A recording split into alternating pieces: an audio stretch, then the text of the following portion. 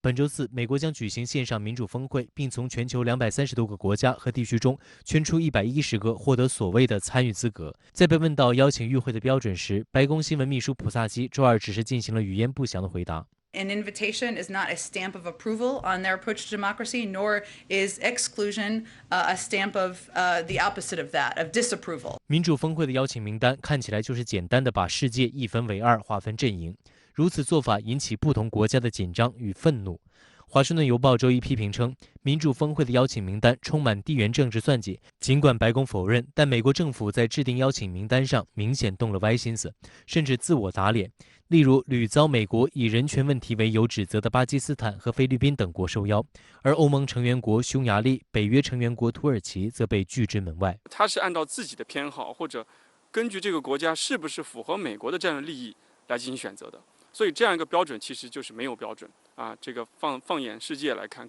各个国家只要稍微明眼人一看，就觉得它简直就是一个笑话。面对国际社会的普遍反对之声，美国却依然故我，继续打着民主旗号大搞政治操弄，还声称愿以谦卑姿态主办峰会，惺惺作态，引发汪文斌连续反问：请问，美方丝毫不征求国际社会的意见，也不同联合国等国际机构协商，就擅自以民主的名义召集峰会，这叫什么谦卑？美方以美国一家的标准划线，将世界上一半的国家划入所谓非民主国家的另册，这又算是什么谦卑？美国打着民主旗号对阿富汗、伊拉克、利比亚、叙利亚等国发动军事干涉，导致数十万平民丧生，数千万人流离失所。美国非但不吸取教训，纠正错误，反而进一步将民主工具化、武器化，公然召集所谓领导人民主峰会，来煽动分裂和对抗，推进地缘战略，谋取政治私利，这又哪里算得上是谦卑呢？在美国宣布举办民主峰会之后，外交部已经连续多日发声，揭批美国民主的真面目。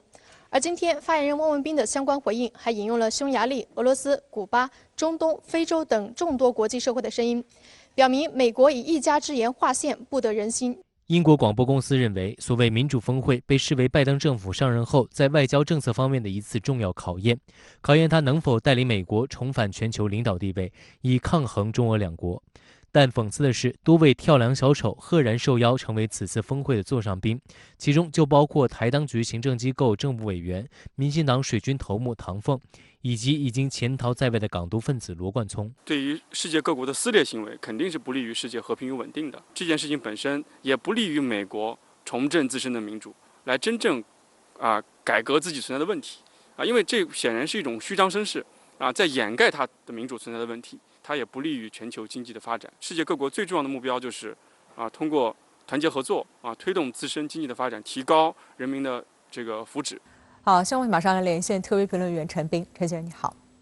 普京和拜登举行视频对话，但仍在相互威胁。那您认为普拜会究竟取得怎样的成果？主持人好，从双方发布的简报看呢，普拜会没有取得多少成果，相反呢，可能加剧了对峙性。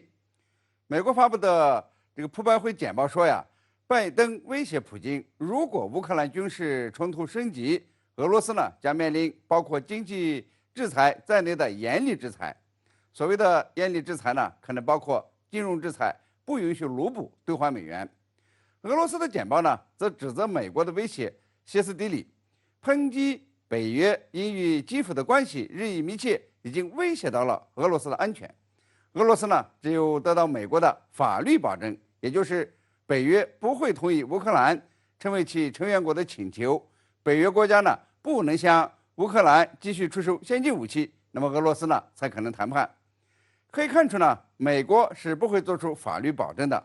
即便美国口头答应不接受乌克兰加盟北约，与俄罗斯很近的欧洲国家呢，特别是曾经是苏联加盟共和国的那些国家，就会产生很大的不安全感，很可能呢就会疏远美国。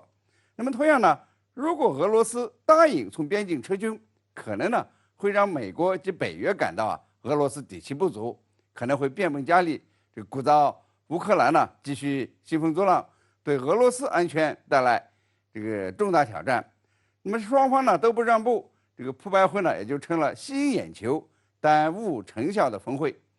不少西方军事观察家认为啊，这个俄罗斯呢在俄乌边境集结10万大军，是一定想要点什么的。可能的情况呢，就是乌克兰呢这个把持不住，率先向东部俄语区发动攻势。那么俄军呢以反击的姿态协助乌克兰这个东部亲俄势力获得一定的自治权，从而呢就会把北约势力呢往西推动一下。而就美国来说呢，如果俄罗斯发动军事行动，又无法支援这个乌克兰，因为乌克兰呢这不是北约国家，美国呢是没有理由出兵的，那么美国信誉和影响力将会大大的下降，只能呢用经济制裁来应对。经济制裁呢，除了金融以外，可能还包括禁止北溪2号石油管道这个输送能源给德国及西欧国家，这恐怕呢是对俄罗斯的经济不利。所以说呢，乌俄边境爆发战争的可能性依然存在。这个美俄呢相互高压仍然在持续，两国能够走下台阶的，也许呢就是新就职的德国政府去斡旋，看能不能呢这个缓和一下美俄关系。那么这呢还是需要进一步的观察。美国国务卿布林肯说，如果中国和俄罗斯武力攻击台湾或乌克兰，将会带来严重后果。那这有什么根据呢？严重后果会是什么？拜登呢分别与中俄领导人进行了视频对话，但是呢都没能够缓和双边关系，相反呢恐怕会加剧这个美俄中美紧张。拜登政府提出呀，在欧亚打赢2场战争的战略，但是话音没落，这个美国与中俄呢已经在激烈的对峙，都有爆发战争的可能性。美国军事专家认为啊，如果美国和中俄同时开战，那么就等于呢是这个世界第1军事强国和世界第2、第3军事强国进行较量，美国呢是肯定赢不了。相反，美国呢会成为强国之一，而不是第1强国。那么相应的呢，美国的国际影响力就会大幅下滑。现在呢，俄罗斯在乌克兰问题上不退让，中国呢在反对台独问题上立场坚定，还真的不排除呀，美国与中俄同时擦枪走火。现在呢，被动的是美国，因此呢，布林肯说出了美国的担忧，也就是美俄、美中同时出现军事冲突该怎么办？他所谓的严重后果，就是指美国主导的国际秩序可能被击碎，也就是他所说的对长期存在且被广泛接受的国际秩序构成威胁。现在呢，美国面临的挑战是严峻的，即便中俄不与美国发生冲突，即便呢中俄在台湾问题和乌克兰问题上保持克制，只要美国发挥不了作用，中俄不理美国的威胁，那么美国的影响力呢也会下跌。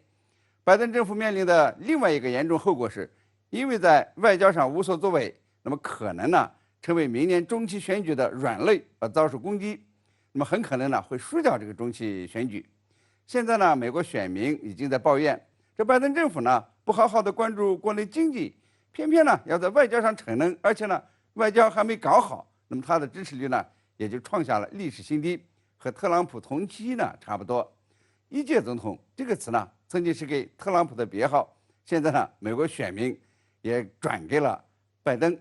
拜登政府的外交和军事鹰派人物呢，很有可能把拜登推到一届总统的阴沟里，这呢也是这个美国呢与中俄对抗的严重后果之一。好，谢谢陈斌先生在线和我们分享您的观点，谢谢。